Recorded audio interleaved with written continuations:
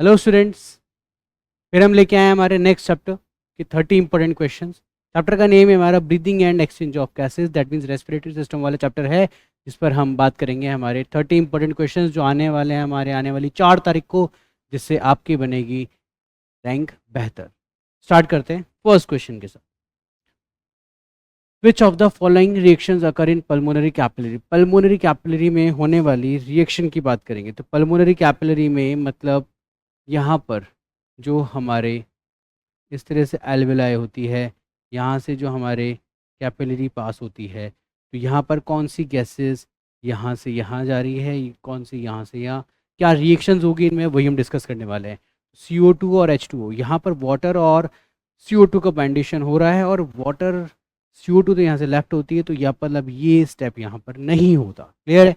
Next H2CO3, ये तो इस स्टेप को इधर आगे दिखा दिया है, ये स्टेप भी यहाँ नहीं होगा। ये दोनों स्टेप्स कहाँ होते हैं हमारे, CO2 कहाँ पर होती है, टिश्यू में रह करके रहती है, और जब टिश्यू से ब्लड में आती है तो वहाँ पर गैसेस एक्सचेंज में ये रिएक्शन होती है। हीमोग्लोबिन और CO2 से बना कार HbO2, ये भी नहीं होगा। यहाँ पर भी हीमोग्लोबिन से जो CO2 बाइंड हो रही है वो यहाँ नहीं होती है, वो कहाँ होती है, हमारे टिश्यू लेवल पे होती है। तो ये ऑप्शन भी हो गया हमारा रॉन्ग। इन्होंने पूछा है पल्मोनरी, दैट मीन्स लंग्स में होगा। लंग्स में जो O2 है वो यहाँ से ट्रैवल करके इधर आएगी, और इसमें जो हीमोग्लोबिन होगा तो हीमोग्लोबिन प्लस O2 मिलकर क्या बनेगा, ऑक्सी हीमोग्लोबिन बनेगा, and the right option is D. Next, read the following events involve the process of human respiration. Human respiration में कौन से इवेंट्स इन्वॉल्व होते हैं, इन्हें यहाँ पर हमें असेंडिंग ऑर्डर में यहाँ पर अरेंज करना है। तो सबसे पहले आ जाएगा transport of gases by blood, transportation बाद में होगा। Diffusion of gases across alveolar membrane, okay, alveolar membrane से गैसेस का डिफ्यूजन होता है, दैट इज ठीक है।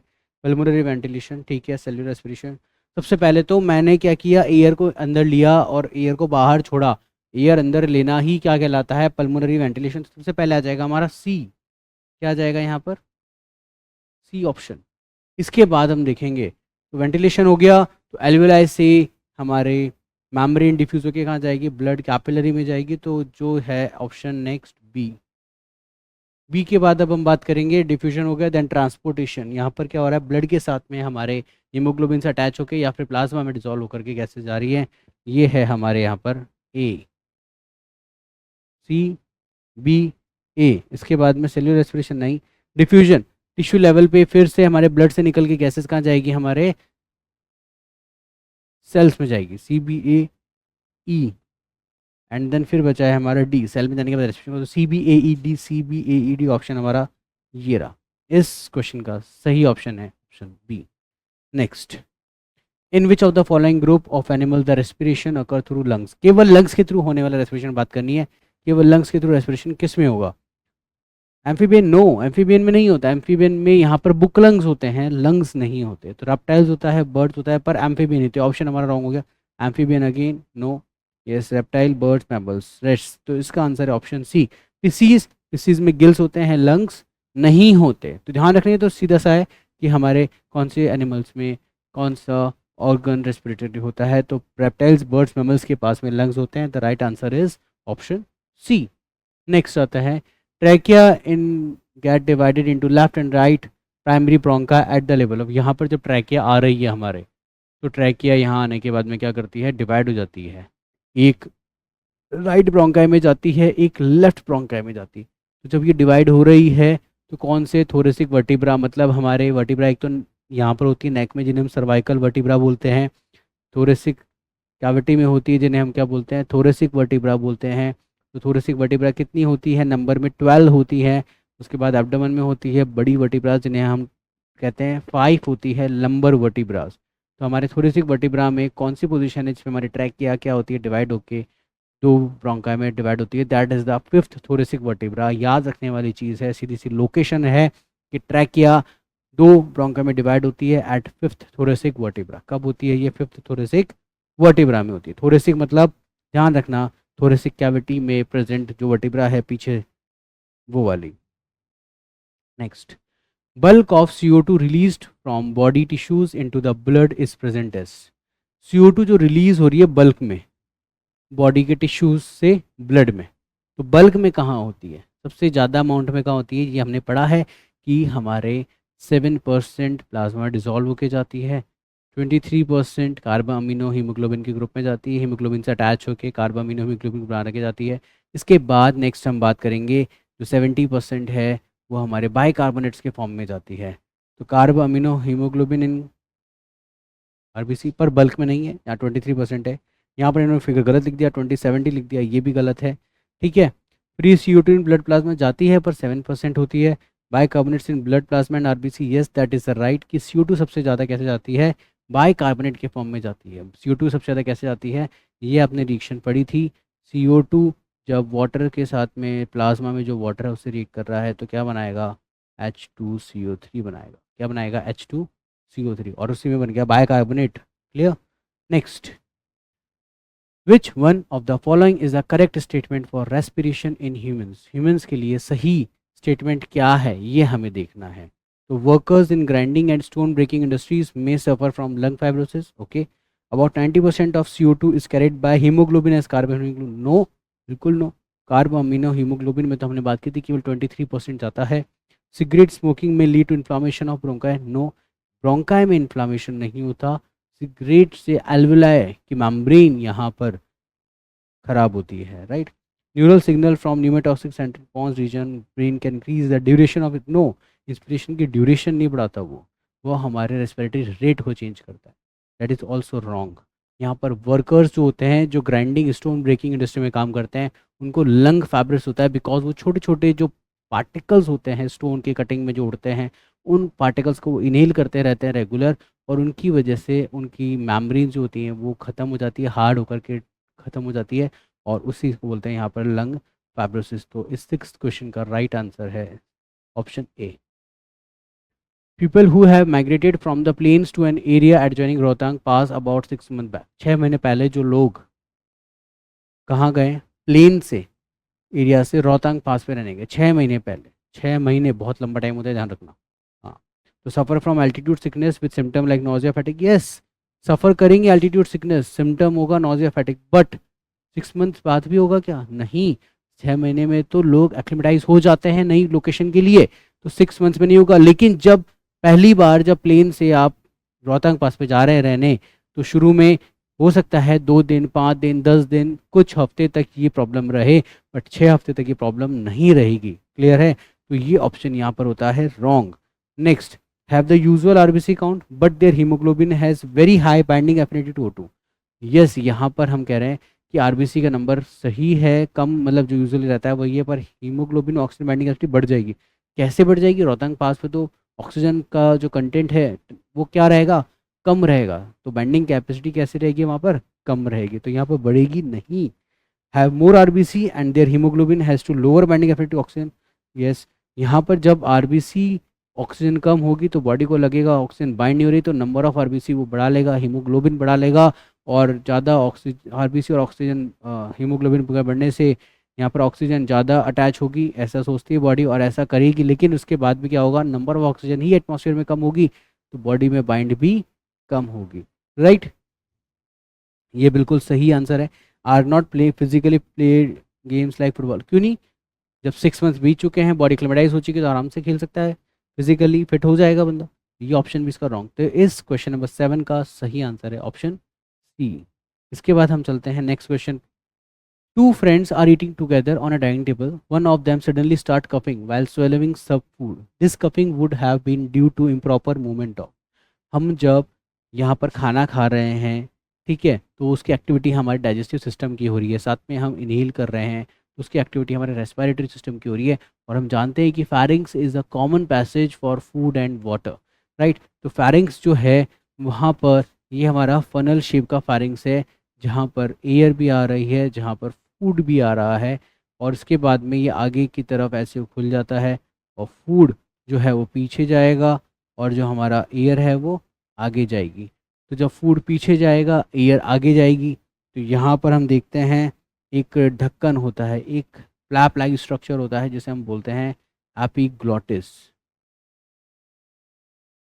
तो इम्प्रॉपर कम्युनिकेशन की वजह से, बॉडी के ऑर्गन्स में इम्प्रॉपर कम्युनिकेशन की वजह से एपिग्लॉटिस जो है वो प्रॉपर्ली यहाँ पर क्लोज नहीं हुआ। एपिग्लॉटिस जो फ्लैप लाइक स्ट्रक्चर है वो क्लोज नहीं हुआ, और जब वो क्लोज नहीं हुआ तो फूड कहाँ चला गया हमारा, यहाँ से यहाँ चला गया ट्रैकिया में। तो यहाँ पर ट्रैकिया में जाने से हमारे एयर पैसेज ब्लॉक हो जाता है और हमें कफिंग होती है ताकि वो फूड वापस से बाहर निकल जाए। तो यहाँ पर इसका सही आंसर जो है वो क्या जाएगा, फ्रॉम टंग एपिग्लॉटिस, एपिग्लॉटिस क्या जाएगा इसका सही answer, epiglottis. Now next question, एक फिगर दिया है ह्यूमन लंग्स का, इसमें हमें कुछ प्लेसेस मार्क करिए A B C and D. तो हमें यहाँ पर ये बताना है कि सही प्लेसेस के सही फंक्शंस के साथ में कौन से ऑप्शंस मैच कर रहे हैं। That is the C means R B C, C यहाँ पर क्या मेजर कर रही है हमारे, आर बी सी।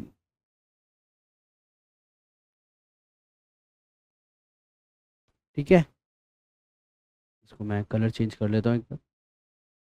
तो C arterial capillary, no. Arterial capillary, arterial capillary तो ठीक है, पासेस ऑक्सीजन टू टिश्यू, लेकिन ऑक्सीजन को थोड़ी पास कर रही है यहाँ पर। ठीक है, पल्मोनरी कैपिलरीज हैं ये, clear. First thing, alveolar cavity, yes ये एल्व्यूलर कैविटी होती है, is the main set of exchange of respiratory gases. ये यहीं से हमारे गैसेज यहाँ जाती है और यहाँ से गैसेज यहाँ जाती है। इसके बाद और देखते हैं, D capillary wall, D capillary wall, exchange of to take place है। ये जो डी है ये कैपिलरी वॉल नहीं है, कैपिलरी वॉल तो यहाँ पर ये वाला पार्ट है, राइट। कैपिलरी वॉल तो यहाँ पर ये है, कैपिलरी वॉल नहीं है, वो हमारे बीच में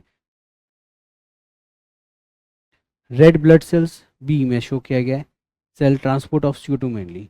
आरबीसी तो सही लिखा इसने, बट ये मेनली किसको बाइंड करती है, ऑक्सीजन को बाइंड करती है और ट्रैवल कराती है लंग से लेकर के बॉडी के डिफरेंट डिफरेंट पार्ट्स के अंदर तक।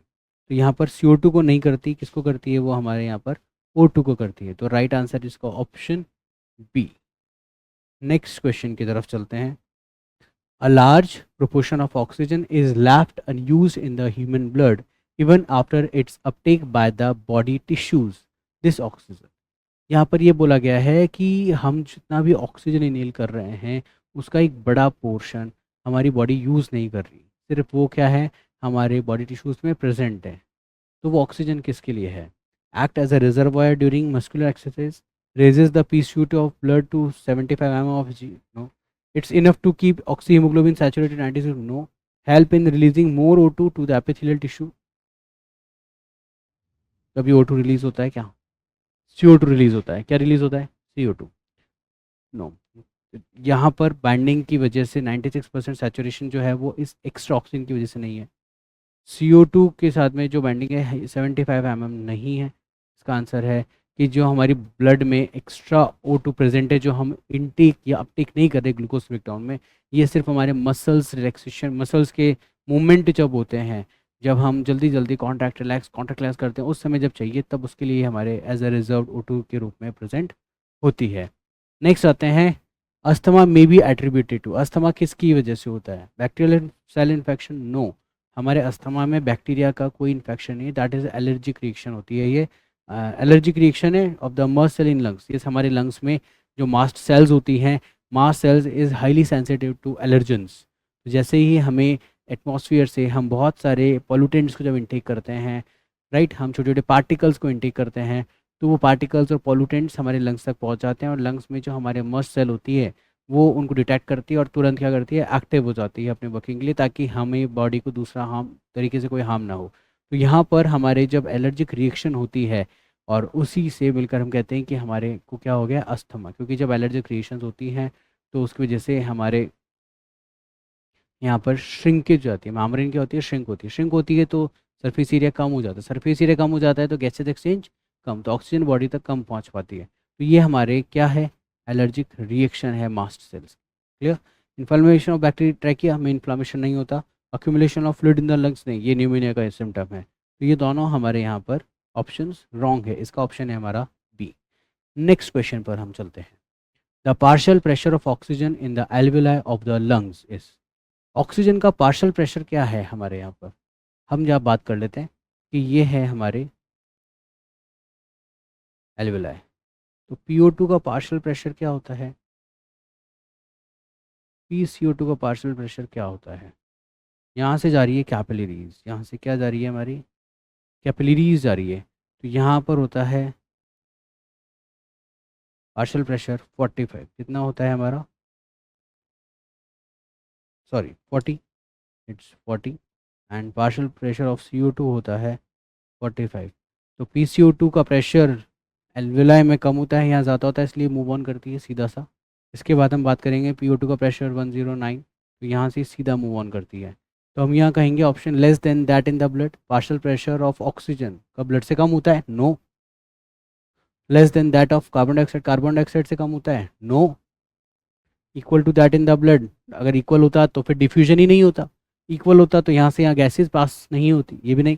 More than that in the blood, yes, यहाँ ब्लड से ज़्यादा होता है, तभी तो हाई कॉन्सेंट्रेशन लो कॉन्सेंट्रेशन की सीधी गैसेज ट्रांसफर होती है। तो इसका राइट आंसर है option D. Next question, lungs do not collapse between breathe and some air always remain in the lungs which can never be expelled because हमारे यहाँ पर जब हम ब्रीथ करते हैं तो उस तरह देखते हैं कि बहुत सारी एयर हमारे लंग्स में ट्रैप रहती है, ठीक है, वो कभी भी बाहर नहीं निकलती। क्यों नहीं निकलती? क्योंकि उसमें क्या प्रेजेंट है, यहाँ पर हमारे ऑक्सीजन जो एयर है वो हमारी क्या कर रही है, लंग्स को फैला के रख रही है, वो हमारे कॉलप्स भी नहीं होते, लंग्स की मेम्ब्रेन्स क्या होती है, कॉलप्स नहीं होती। क्या रीज़न है इसके अंदर? There is a positive intra pleural pressure, positive intra pleural मतलब मेम्ब्रेन्स के बीच में एक पॉजिटिव प्रेशर है, pressure in the lungs is higher than that of atmosphere, हमारे लंग्स का जो प्रेशर है वो हायर है, या और हमारे एटमॉस्फेयर का प्रेशर क्या है वो कम है। ऐसा नहीं, अगर ऐसा होता तो यहाँ से बाहर चली जाती है और बाहर जाने के बाद में हमारी लंग्स मेम्ब्रेन कॉलप्स हो जाती। There is a negative pressure in the lungs, lungs में नेगेटिव प्रेशर होता है क्या? Okay, there is a negative interpleural pressure pulling at the lungs wall. Negative intrapleural pressure, negative मतलब हमारे इंट्राप्लूरल हमारे मेम्ब्रेन के अंदर प्रेशर कैसा है, माइनस में है, नेगेटिव है। इसकी वजह से हमारे वॉल्स जो है वो कैसी है, खींची रहती है, धक्का दिए रहते हैं, मतलब टुवर्ड द वॉल साइड।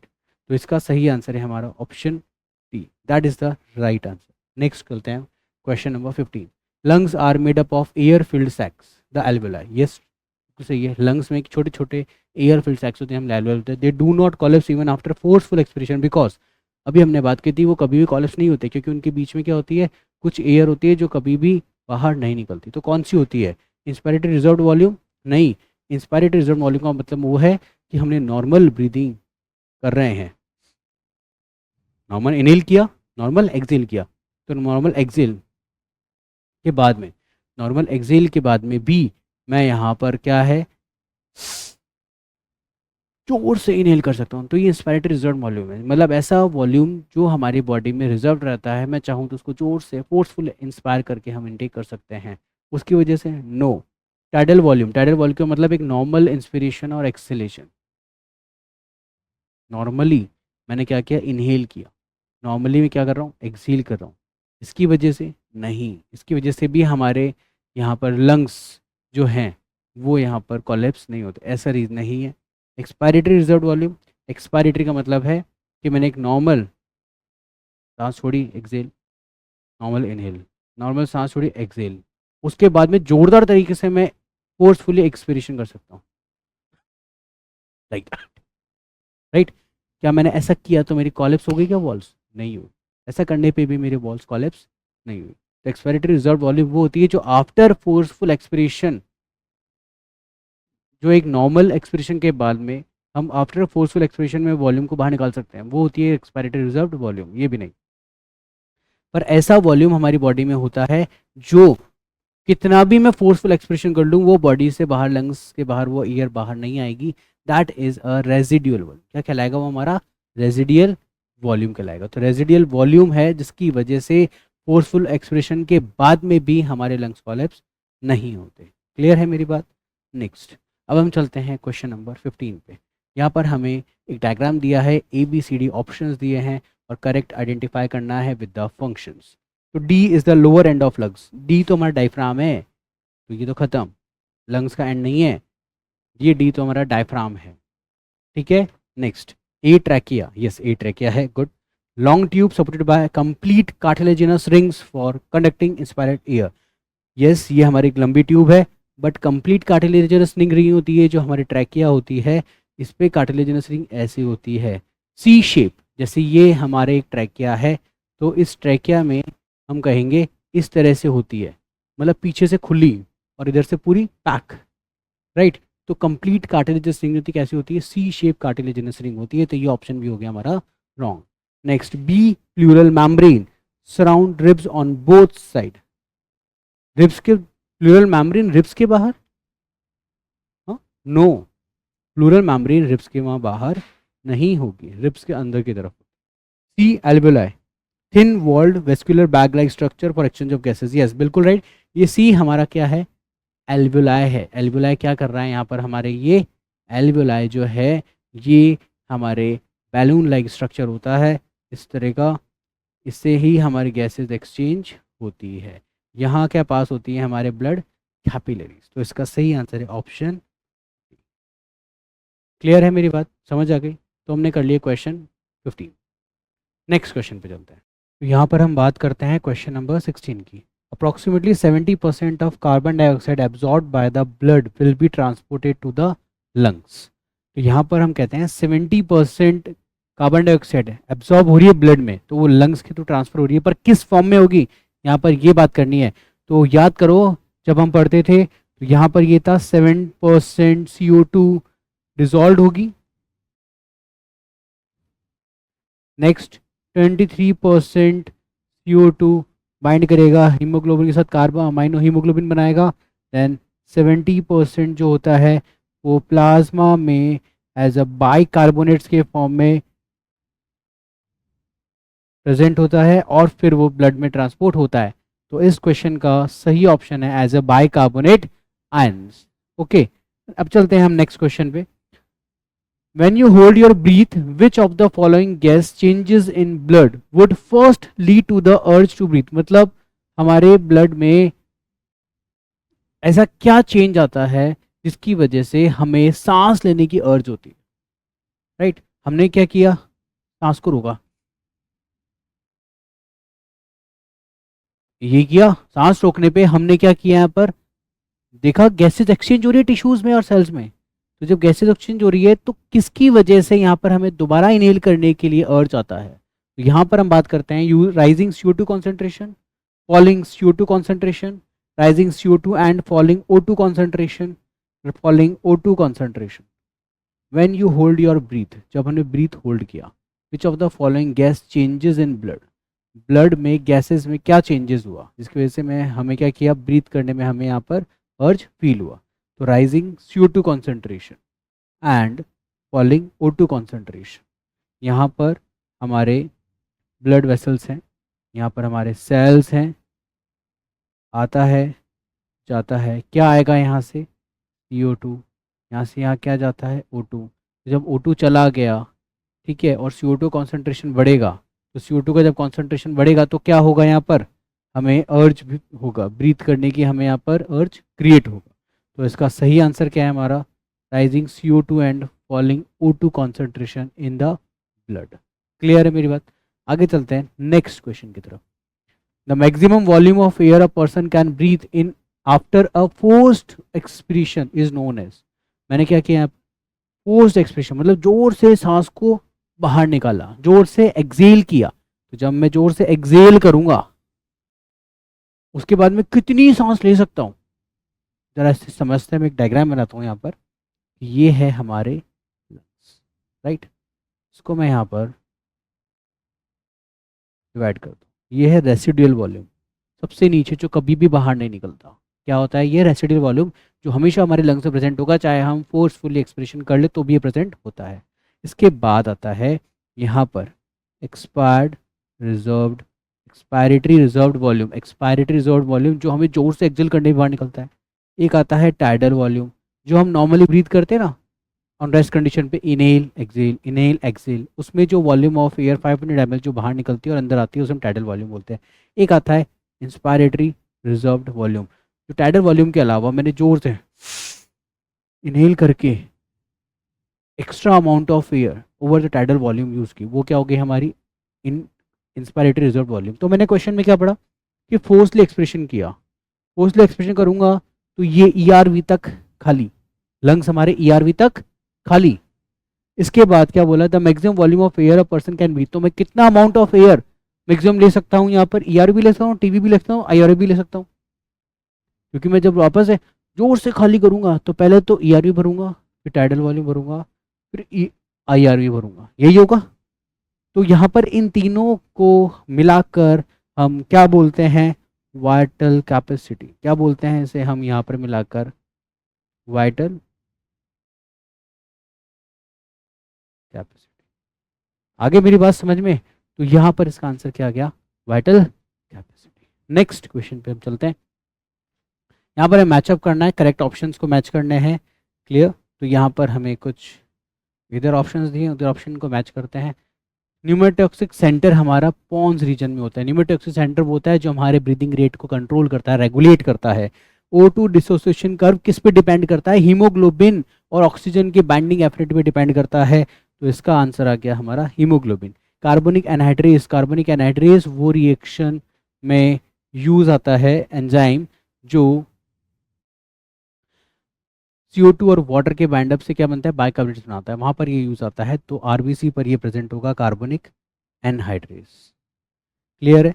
इसके बाद आता है primary site of gases exchange. तो ऑब्वियसली बात है, एल्वियोलाई हमारे लंग्स में क्या होते हैं, बैलून लाइक सेक्स होते हैं, छोटे छोटे बैलून लाइक सेक्स होते हैं जिन्हें हम एल्वियोलाई बोलते हैं, जहाँ पर हमारे ऑक्सीजन एल्वियोलाई मेम्ब्रेन को क्रॉस करके ब्लड में आते हैं और ब्लड से CO2 क्रॉस करके एल्वियोलाई मेम्ब्रेन में जाते हैं। तो ये कौन सा ऑप्शन मैच हो रहा है, A का सेकेंड, B का 3, A2 B3 C4, यस।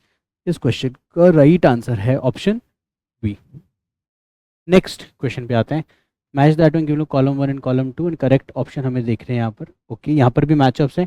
यहाँ पर हमें वैल्यूज़ दी गई हैं, जो अलग अलग वॉल्यूम्स उनकी वैल्यूज़ दी गई है। यहाँ पर सीधी सी बातें हमें याद करनी पड़ेगी कि यहाँ पर टाइडल वॉल्यूम कितना होता है। तो वो डायग्राम मैं एक बार वापस से दोबारा बना लेता हूँ, राइट।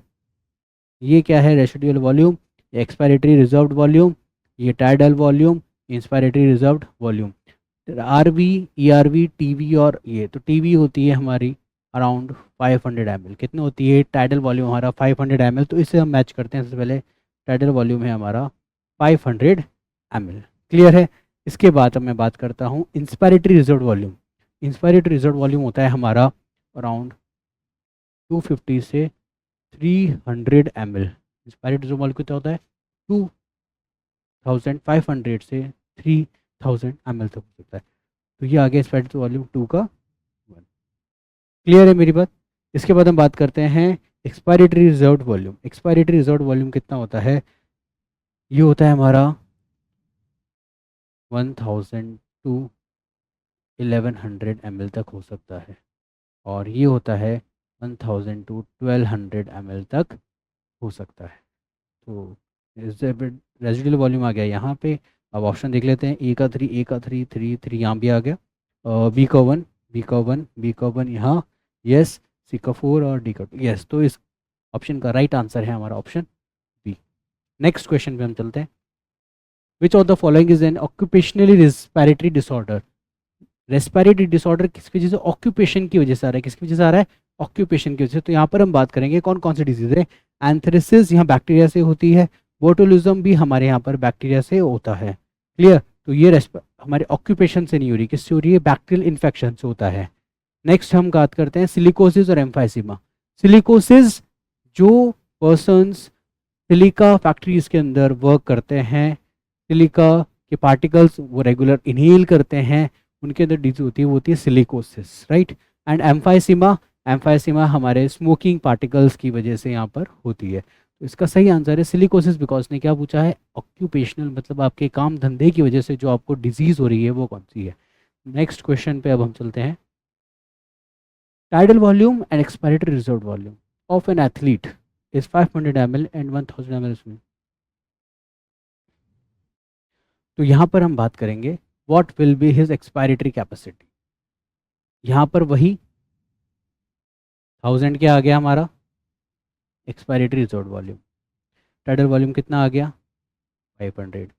हम टोटल कितना एक्सपायरेटरी कैपेसिटी क्या, जितना हम मैक्सिमम निकाल सकते हैं एक नॉर्मल ब्रीदिंग के बाद में, वो क्या आ गया एक्सपायरेटरी कैपेसिटी। तो कितना हो गया, ये बहुत सिंपल सा क्वेश्चन है, 1500। तो इसका आंसर है 1500। इसके बाद हम चलते हैं नेक्स्ट क्वेश्चन।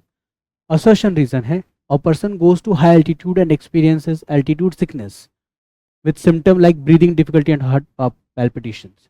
जब भी हम किसी हाई एल्टीट्यूड पे जाते हैं तो हमें सांस लेने में प्रॉब्लम आती है, हमें डिफ़िकल्टी आती है, हमारी हार्ट बीट्स बढ़ जाती हैं, ये हमें चीज़ें देखने को मिल रही है। तो ये सब क्यों है, कैसे है, इसका रीज़न जानते हैं। Due to low atmospheric altitude the body does not get sub, yes, हमारे हाई लेवल पे ऑक्सीजन का कॉन्सेंट्रेशन कम रहता है, हमारी बॉडी को जितनी चाहिए ऑक्सीजन उतनी मिल नहीं पाती, जिसकी वजह से हमारी बॉडी में ये पैल्पिटेशंस डेवलप होती है। तो यहाँ पर एसेशन भी ट्रू है एंड इसका रीज़न भी ट्रू है। तो इसका ऑप्शन ए हमारा राइट आंसर।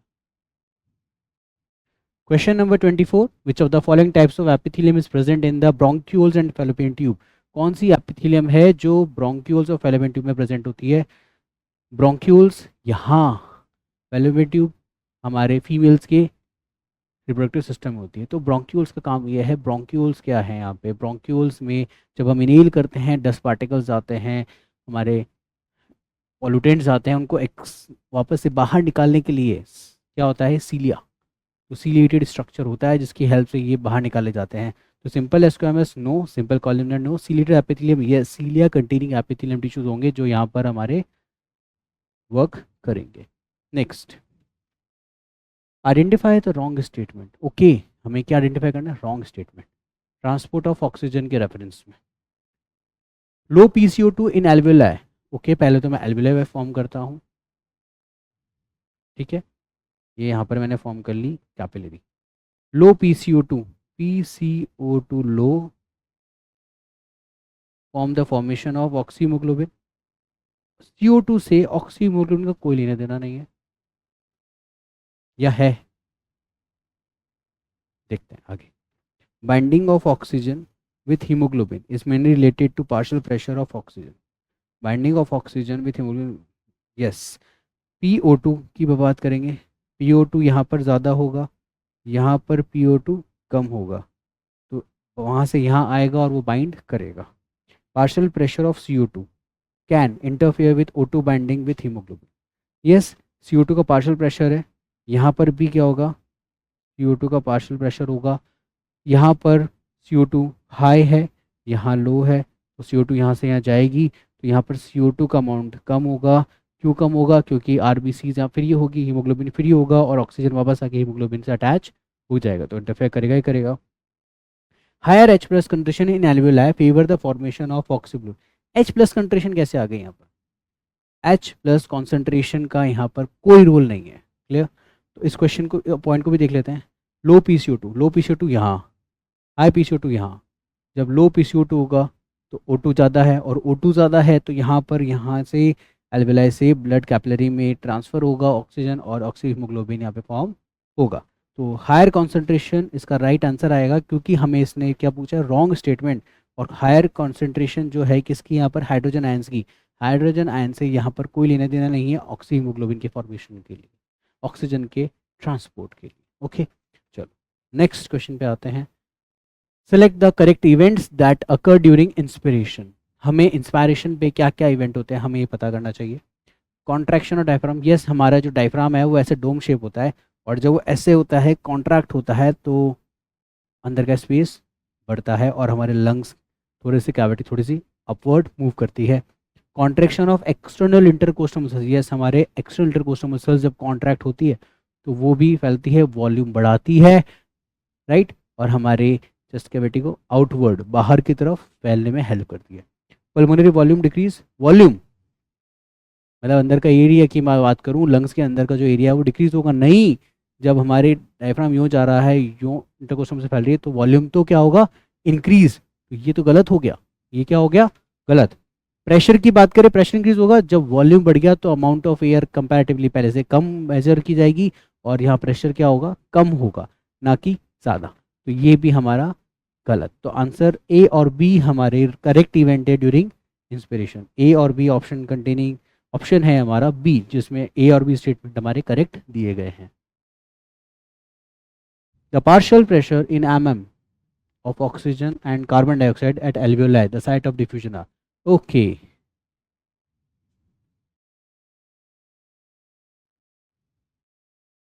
कहाँ पूछा है इन्होंने, कहाँ पूछा है इन्होंने, एल्वियोलाई में। एल्वियोलाई की बात कर रहे हैं हम। PCO2 कितना होता है, PO2 कितना होता है। ये बिल्कुल फिक्स्ड हमारे पास में पार्शियल प्रेशर्स के फिगर्स हैं जो हमारे एनसीईआरटी में गिवन है, हमें याद होना चाहिए। यहाँ पर PCO2 होता है 40 mmHg एंड यहाँ PO2 होता है हमारा 104 mmHg। क्लियर। तो कहाँ मैच हो रहा है हमारा, ये रहा फर्स्ट ऑप्शन ही हमारा मैच हो गया, PO2 containing 104 mmHg and PCO2 containing 40 mmHg। Clear. आगे चलते हैं हम next question. Which of the following statement are correct with respect to vital capacity. Vital capacity के रेफरेंस में हम बात कर रहे हैं, वापस से मैं बता देता हूँ, वही हमें डायग्राम फॉलो करना पड़ेगा। क्या आएगा, residual volume, expiratory reserved volume, tidal volume, expiratory reserved volume. तो वाइटल कैपेसिटी के लिए मैंने कितना पढ़ा था, इतना क्या है मेरी ये vital capacity. Clear.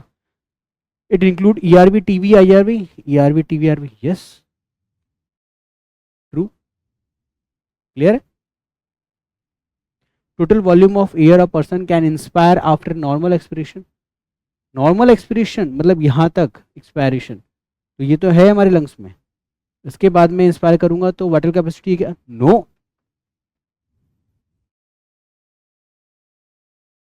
Next, the maximum volume of air a person can breathe in after forced expiration.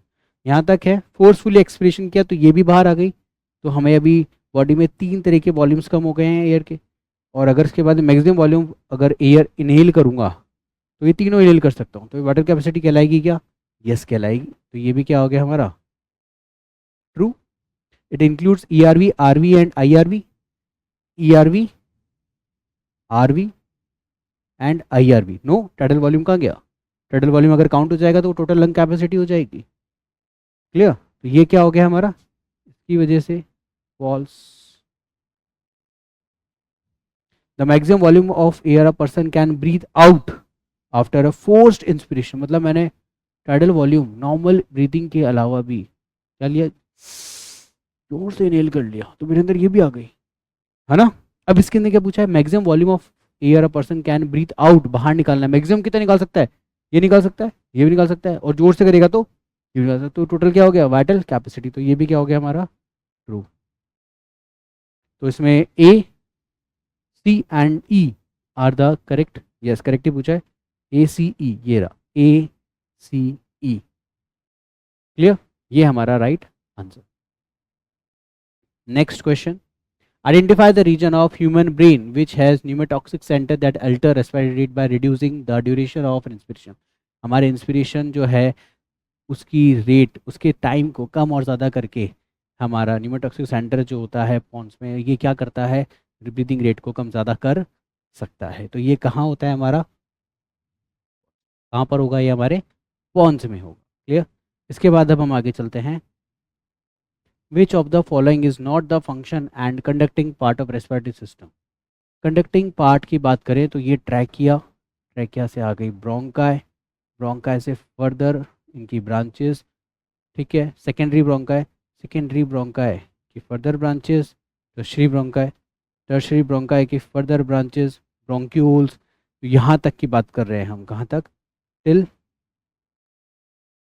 Bronchioles तक की बात करेंगे, टिल ब्रोंक्यूल्स तक क्या कहलाता है हमारा, कंडक्टिंग पार्ट। क्योंकि इस हमारे इन्हें इंटरनल एक्सटर्नल नॉस्ट्रल से लेकर के ब्रोंक्यूल्स तक कोई भी गैसेज एब्जॉर्प्शन नहीं होता, या गैसेज यहाँ से रिलीज भी नहीं होती, ये सिर्फ पाथवे है आने जाने का, इसलिए कंडक्टिंग जोन बोलते हैं। तो यहाँ पर क्या होता है, क्या नहीं होता है, ये पूछा, नॉट, राइट। क्या पूछा इन्होंने यहाँ पर, not. Inhaled air is humidified, yes होती है, इनहेल एयर जो है वो ह्यूमिडिफाइड होती है, हैवी हो जाती है। Temperature of inhaled air is brought to body temperature, yes हमने अगर बहुत ही गर्म सांस एयर को इनहेल किया है या बहुत ही ठंडी एयर को हमने इनहेल किया है तो उसको हमारी बॉडी टेम्परेचर पे लाना बहुत ज़रूरी है, क्योंकि उस ऐसा नहीं किया तो हमारे लंग्स में एल्वेलाई जो है वो क्या हो जाएगी, डैमेज हो जाएगी। तो ये भी होता है यहाँ पर। Provide surface for division of O2 should, no surface नहीं मिलती। यहाँ पर मैंने क्या बोला, कोई भी एब्जॉर्प्शन या कोई भी रिलीजन नहीं होगा तो यहाँ पर O2 CO2 यहाँ पर रिलीज नहीं होगी। It clear inhaled air from for particular, yes हमारी बॉडी में जो भी इनहेल्ड एयर के साथ में पैथोजेंस या मैं कहूँ पार्टिकल्स, पॉल्यूटेंट्स जो भी एंटर कर रहे हैं उनको यहाँ से रिमूव किया जाता है। तो इसके आंसर नॉट कौन सा काम नहीं है, तो इसका है हमारा क्वेश्चन 30 का option C is the right answer. तो बच्चों इसी के साथ किए हमने आज breathing chapter, gases of exchange chapter जो है उसके 30 इंपॉर्टेंट क्वेश्चंस जो हमारे 4 मई को नीट के पेपर में आप देख सकते हैं। इसी के साथ ये चैप्टर एंड होता है। नेक्स्ट चैप्टर में हम बहुत जल्द मिलेंगे इंपॉर्टेंट 30 क्वेश्चंस के साथ। Thank you.